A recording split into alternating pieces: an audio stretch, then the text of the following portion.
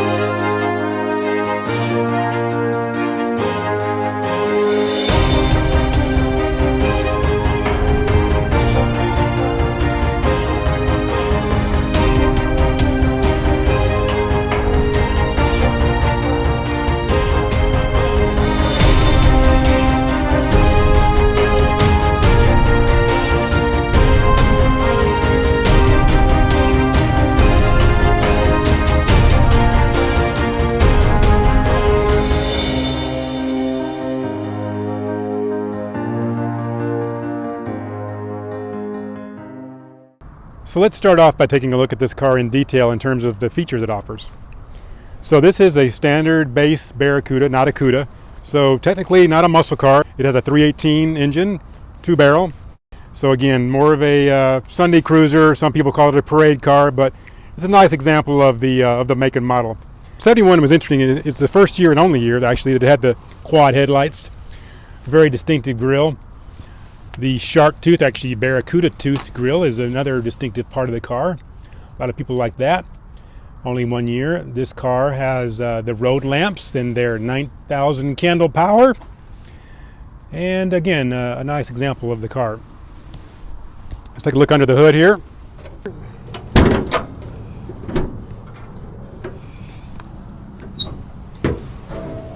So you have the standard 318. And again, not a highly optioned car. The fender tag is about 3 lines and change. Over here you can see the car has the road wheels and the oval valve stent openings here.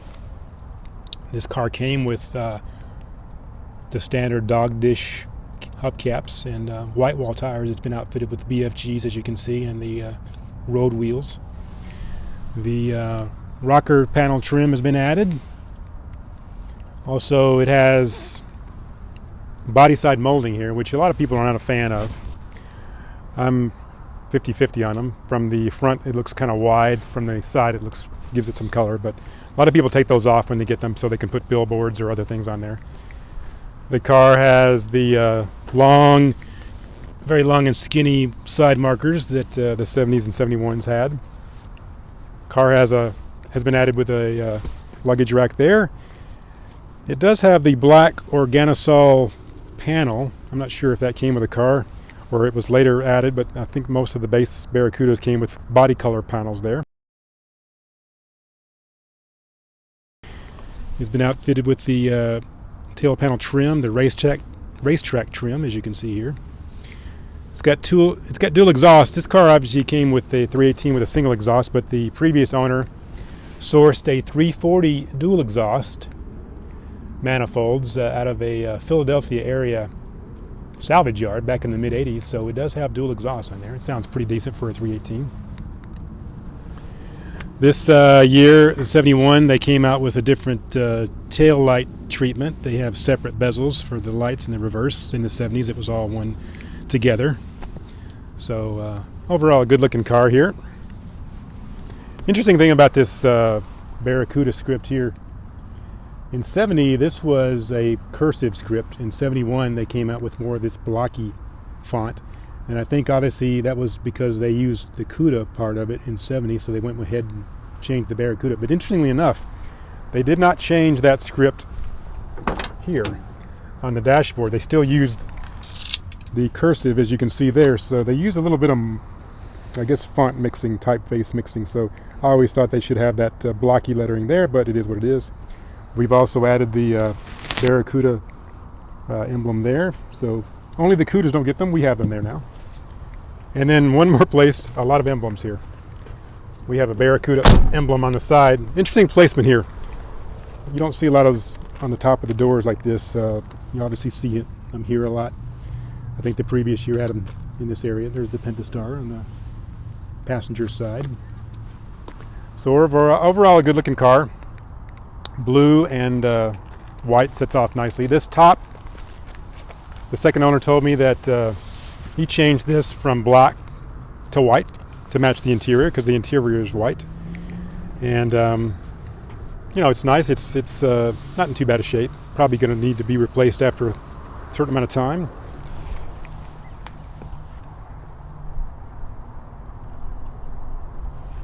Over here we have a power antenna for the radio, and it does work right here. When you ever see a dash cover, that usually means there's a crack in the dash, and of course there's a crack in that dash, but it doesn't look too bad. Road lamps have been added, as we said. Stone guard there. Just a nice look for this model. So we'll go ahead and take the top and put it down, see what that looks like.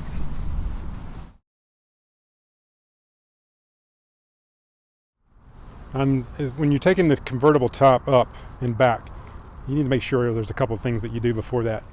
You need to make sure that the boot, attached boot, is flopped back over the seat. So we'll do that.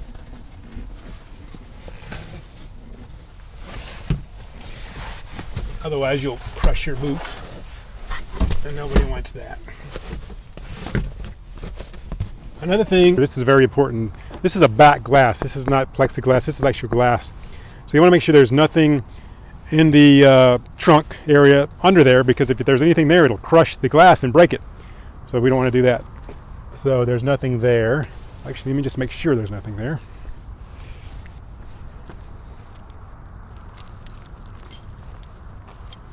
Because you never know. Actually, not too bad. There's nothing directly underneath there, so we should be okay. This is a two-slammer.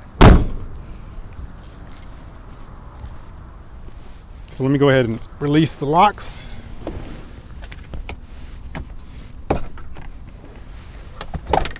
I like so.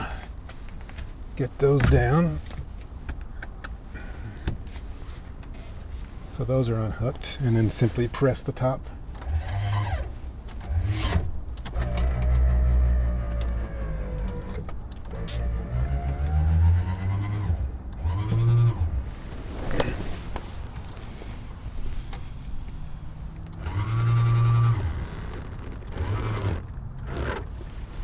So there's that. So then you put the boot over that to cover all that up.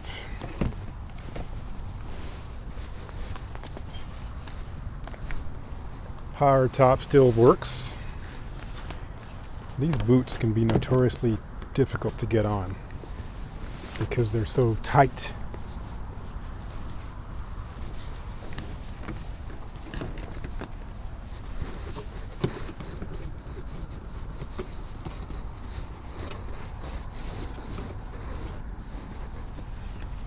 Comes with these little clips that you have to finagle on there, which can be difficult, as I've said. Also, you need to make sure that this back glass here is down to make it look a little bit more streamlined. Let me take that one over there.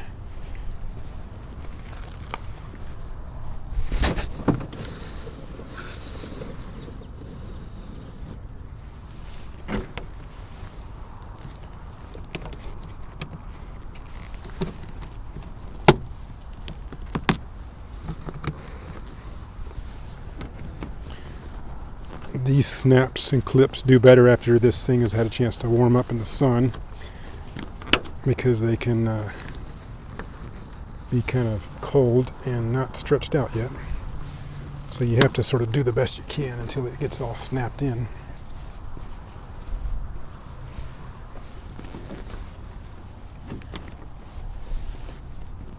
Six and a half hours later.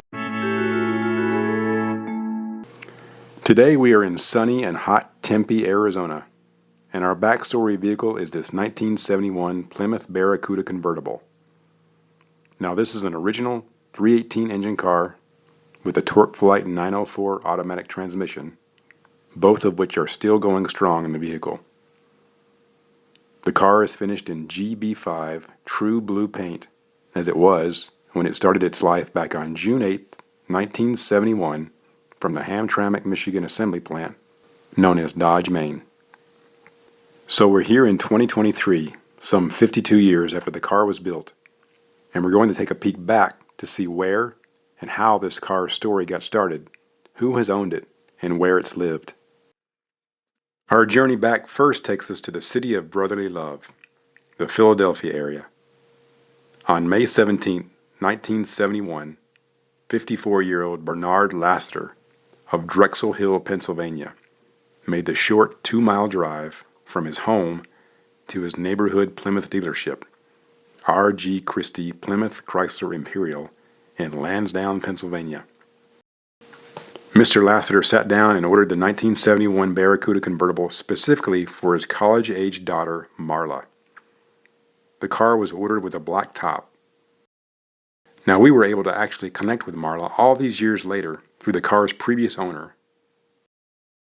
Per my email exchange with Marla, she said of the choice for the top, "I think my family probably reminded me how dirty the white top would get." Here is a photo that Marla shared with me of the car, as it was ordered a couple of years later in 1973.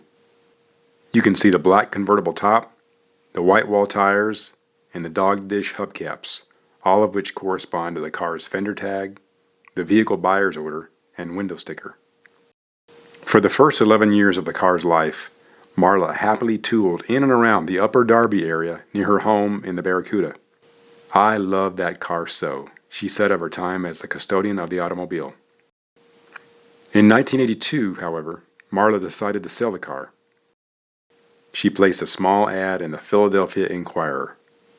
The ad was noticed by Dan Jackson, a longtime Chrysler regional service manager who lived in the area and recognized the collectability of the since discontinued Barracuda even then.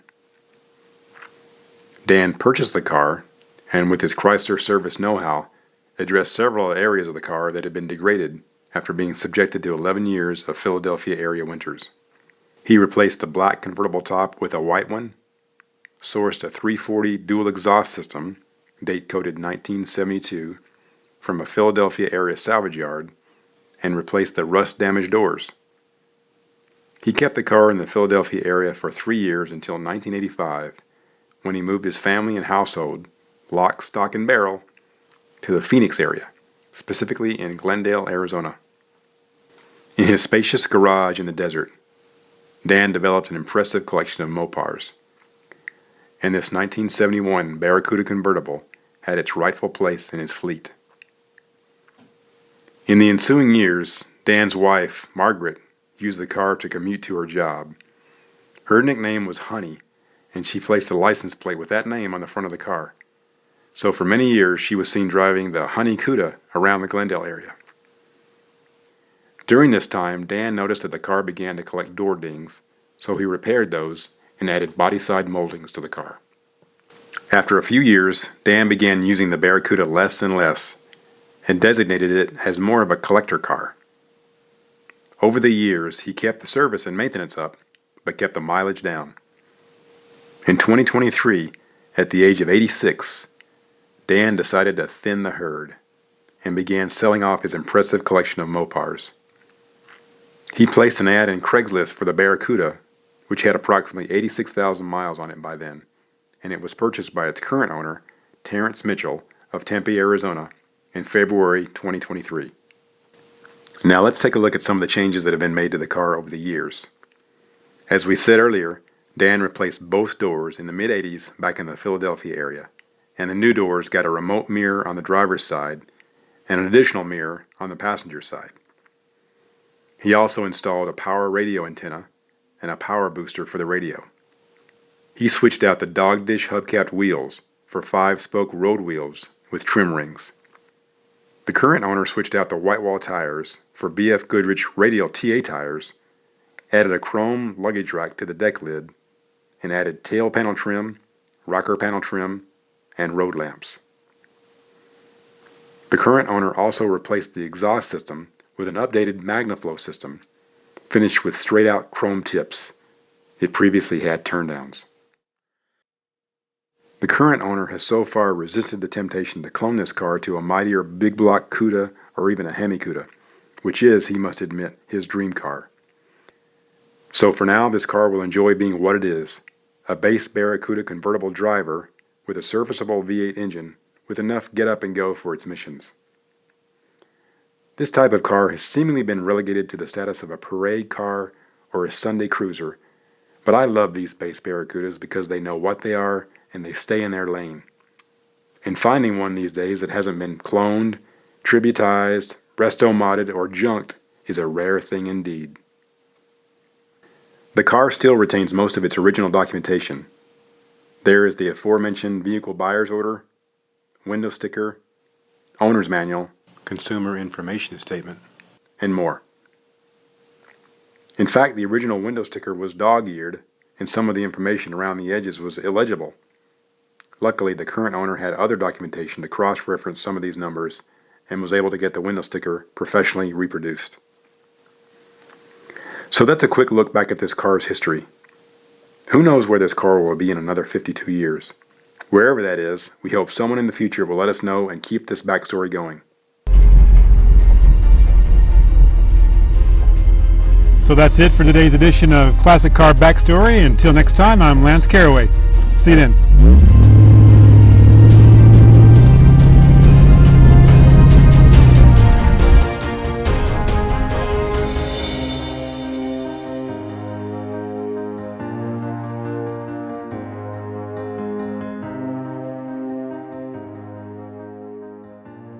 By the way, we wondered if the dealership that sold the Barracuda back in 1971 was still around after all these years. So we did the only reasonable thing we could think of. Booked a flight from Phoenix to Philadelphia to find out for ourselves. R.G. Christie Plymouth Chrysler Imperial was located at 62 East Baltimore Avenue in Lansdowne, Pennsylvania. What would I find when I got there? Well, here it is.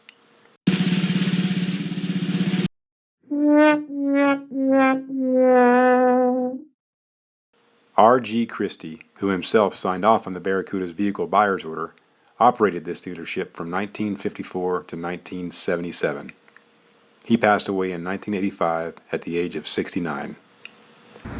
So I'm standing in front of the former R.G. Christie dealership behind me, and as you can see, it's kind of a shell of its former self. So there you have it. That's the history of this dealership, and this is where the 1971 Plymouth Barracuda Convertible was purchased. Also, while I was in the area, I found the exact same spot where the Barracuda was photographed back in 1973. Pretty cool indeed. So that's it for today's edition of Classic Car Backstory. Until next time, this is Lance Caraway saying, hope you have clear skies and... Let me try that again. Hold on. I'm going to try that again.